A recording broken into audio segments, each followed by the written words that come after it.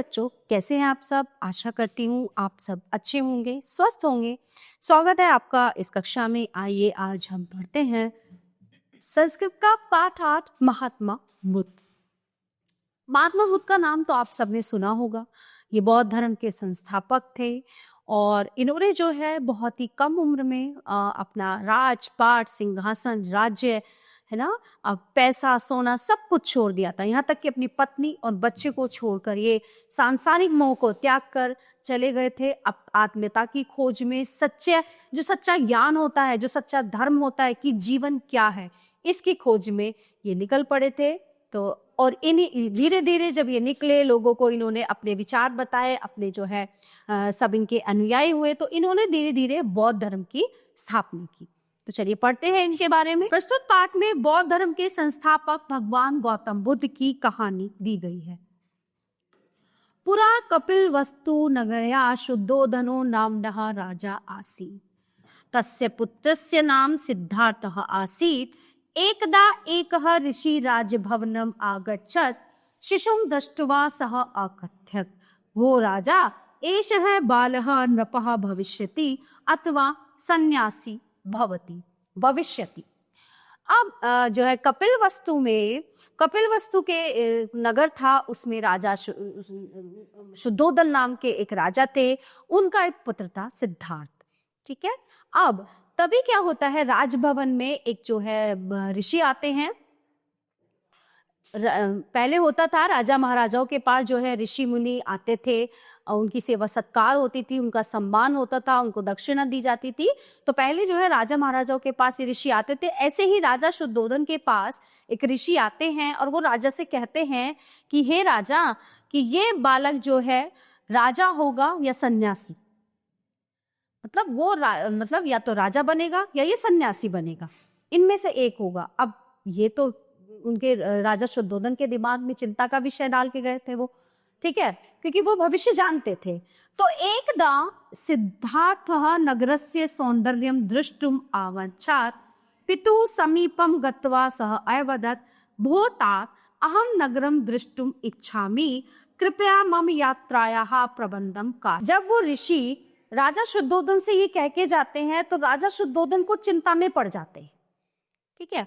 अब वो चाहते हैं कि उनका बेटा राजा बने मेरे बाद, लेकिन उनका बेटा जो है, अभी सब कुछ सही चल रहा था, सब कुछ नॉर्मल था।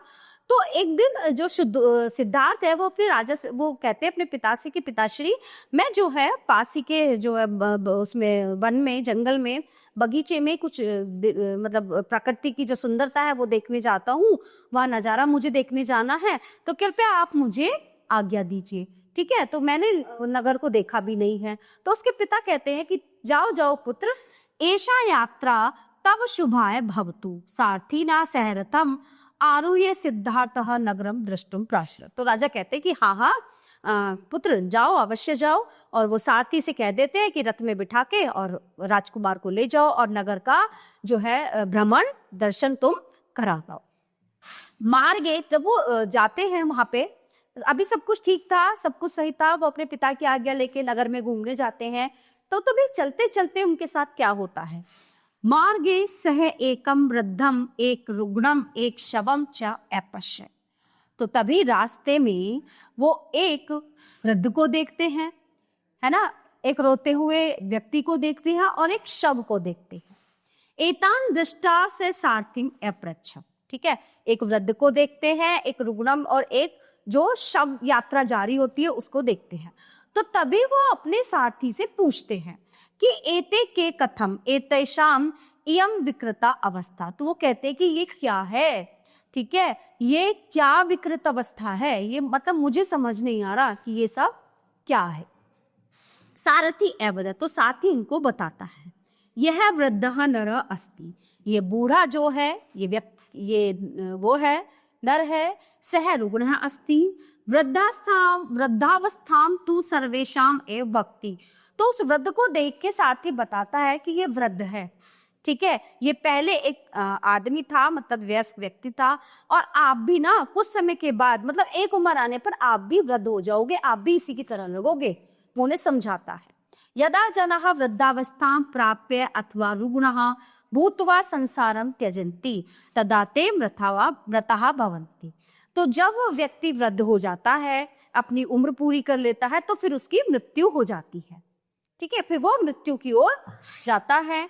मृत्यु पश्चात ते स्वरूपेण तिष्ठन्ति, तो वो स्वरूपेण तिष्ठन्ति, और मृत्यु के पश्चात वो कुछ नहीं होता सिवाय एक शव के, एक शव होता है, शव का रूप होता है। निशंस्य विश्वस्य सर्वे जनाः इमाम दशाम द्रक्ष्यन्ति शरीरम त्यक्ष्यन्ति च।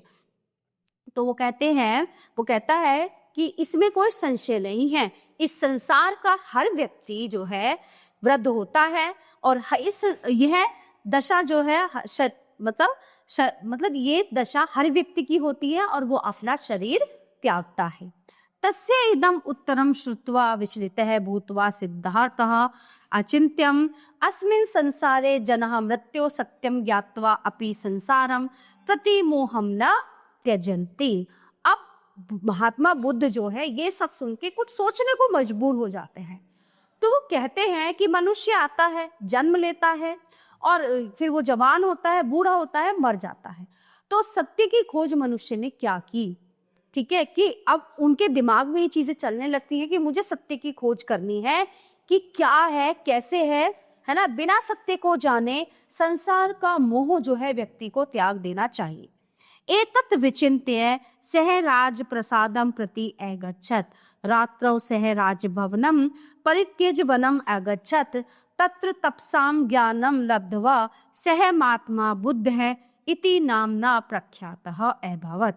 सह विश्वस्य कल्याणाय जनेभ्यः अहिंसा धर्मस्य उपदेशम अयच्छत्। अब इन्हें ये चीजें बहुत अखरने लगती हैं। ये वापस राजमहल जाते हैं, इनका मन नहीं लगता, ये बहुत ही बुझे बुझे से रहने लगते हैं।